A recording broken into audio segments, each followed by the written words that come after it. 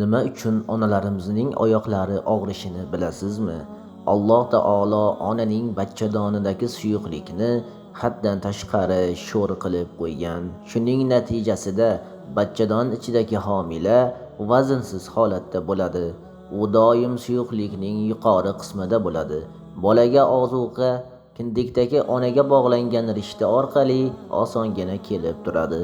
Homilador ayol to'yib taom iste'mol qilmasa yoki ko'proq vaqt och qolsa, homilaga keladigan ozuqa onaning tishlari va suyaklarining erishi orqali qoplanadi. Shuning uchun aksariyat ayollarning yoshi o'tgani sayin tishlari to'kilishi, tizza va oyoqlarining og'rishi kuzatiladi.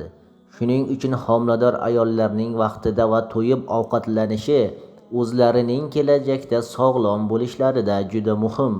Koshkiydi onasining tizzasi yoki oyog'i nima uchun og'riyotganini farzand bilganida, faqat o'zini o'ylayvermasdan qanday qilib onasini rozi qilish ustida bosh qotirgan bo'lar edi. Rasululloh sollallohu alayhi vasallam bejizga jannat onalar oyog'i ostidadir demagan ekanlar. Alloh Qur'oni Karimda shunday marhamat qiladi.